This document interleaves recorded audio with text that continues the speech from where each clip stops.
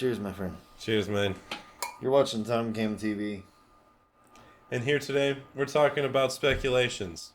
And, to be more specific, our speculations on Elden Ring Nightraigne, which is coming out May 30th. We're very excited about this game. You know, I think we'll mention in other videos as we keep going, but I've got almost 500, 600 hours in Elden Ring. And the DLC, Shadow of the Erdtree. One of my favorite games, the art direction, unparalleled, the combat, some of my favorite. I love the game.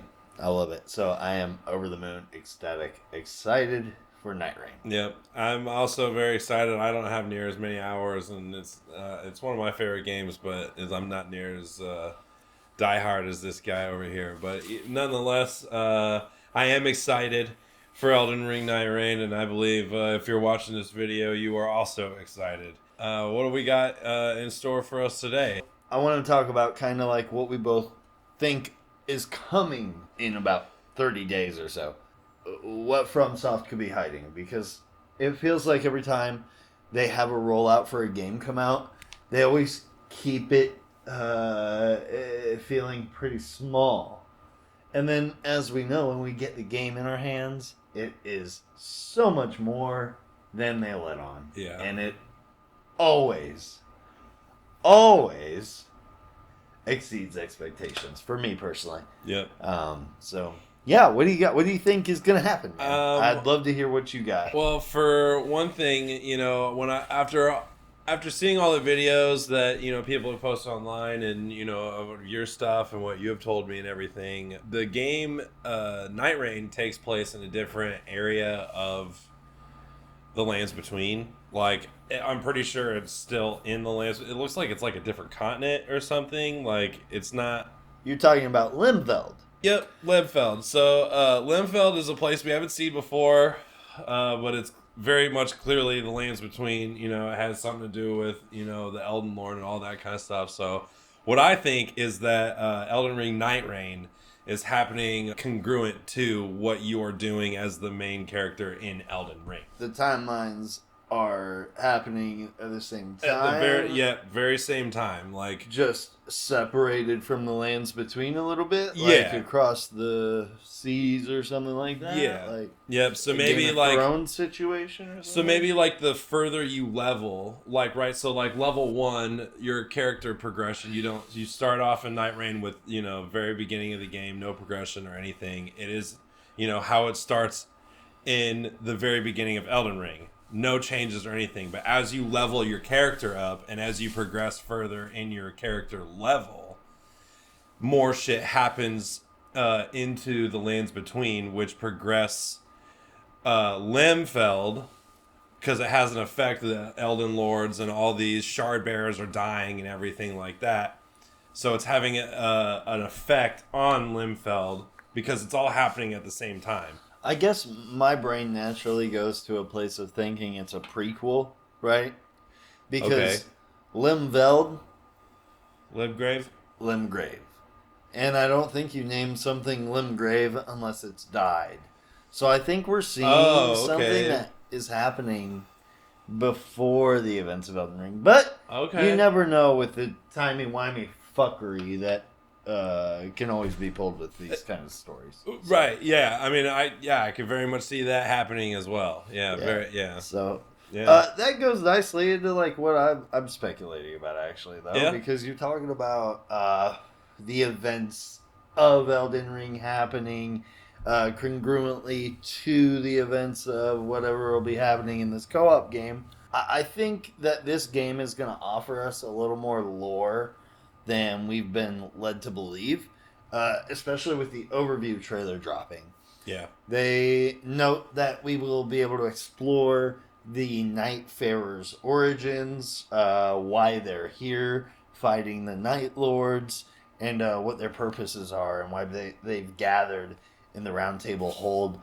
So I almost wonder if they're waging war on a fruitless effort or something. Because if it is a prequel, like Limfeld becoming Limgrave might suggest in the naming convention, It could be just a reason to wage endless more on the night and trying to keep just a little bit of light in the night because no matter what, night will always be there, I guess. I don't know. It's interesting to me. Limveld and Grave, the conventions are fun. I think we're going to see more lands rather than Limveld. I think we're going to see a little more than that. Yeah. That might be named conventionally kind of differently. The same way Limveld is named what it is. Yeah. On top of that, I think lore-wise, we could see lore tidbits dropped that pertain to other games that FromSoft has made.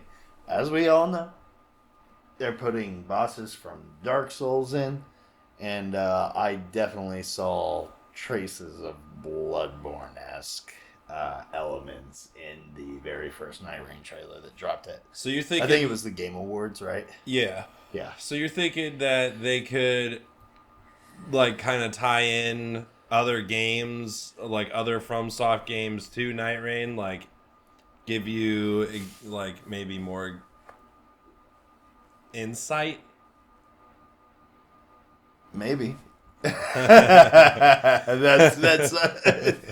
a good way to put it.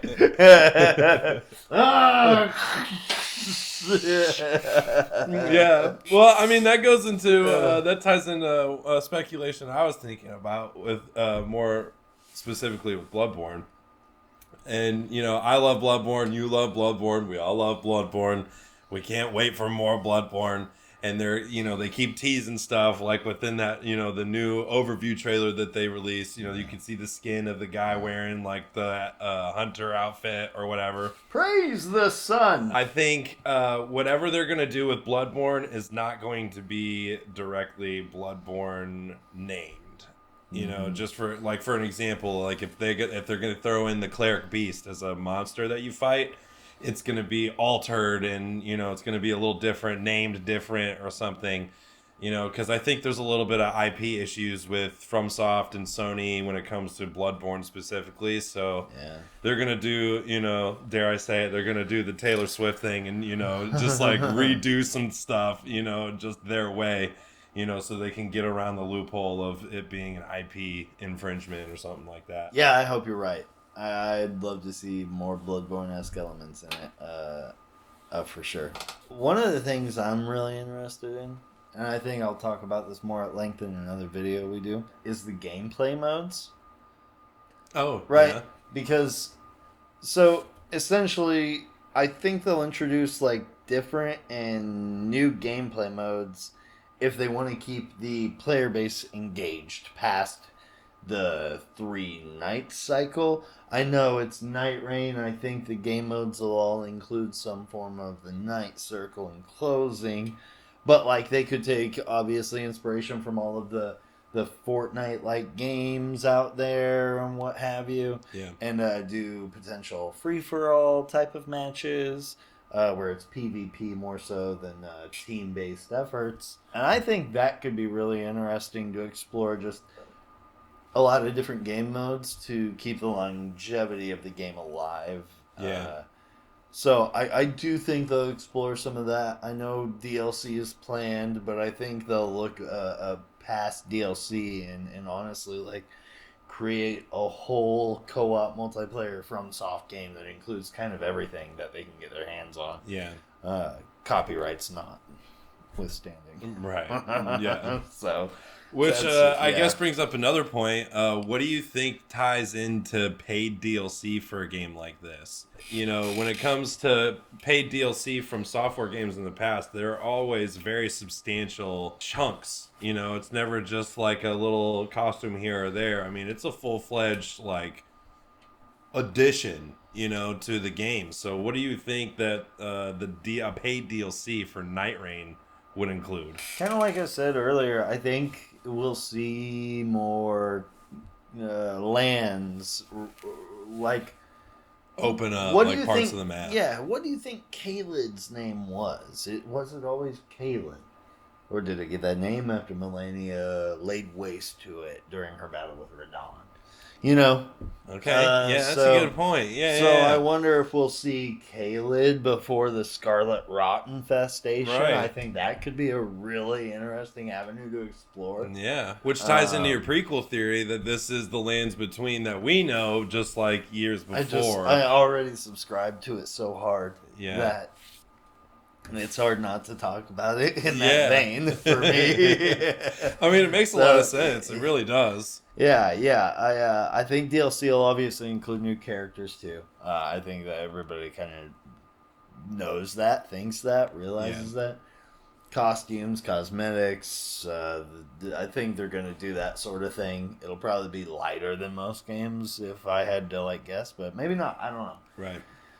FromSoft could be cooking something. I don't know. Oh man, Yeah. FromSoft always cooking, bro. Yeah, You know yes, they sir. always cooking. Hey, cheers to that. So yeah, that leads me to my next theory, which was the whole Bloodborne and Dark Souls thing. You know, like how they're going to incorporate all that. You know, like I'm wondering if it's going to be a like, you know, if it's purely Easter egg only, like if it's just for the people that have followed these series, this this developer for so long, or if it is like going to try to tie things to each other, into like a multiverse type of thing.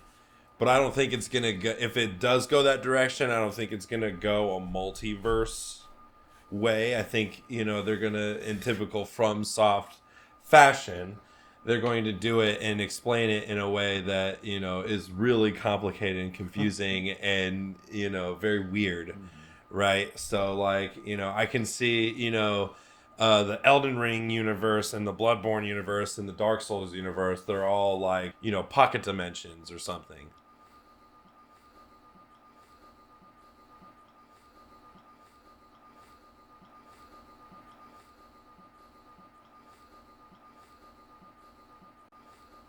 Or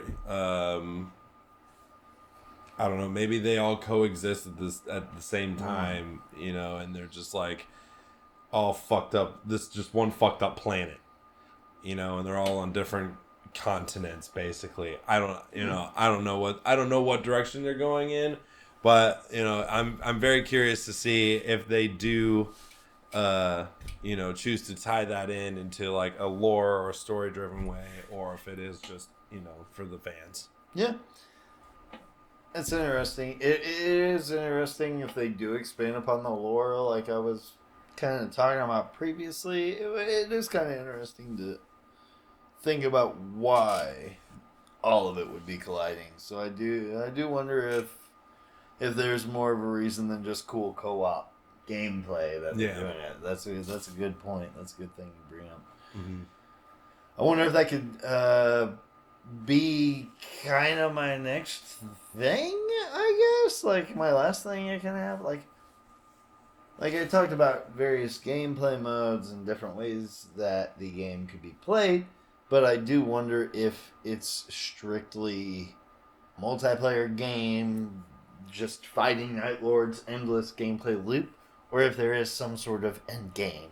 Is there a secret ending you can unlock once you've reached the highest level with every single player? Is there secret cutscenes that activate if you do certain things in one run through of Limveld's map? Is there a secret dungeon you unlock that unlocks a different story cutscene that,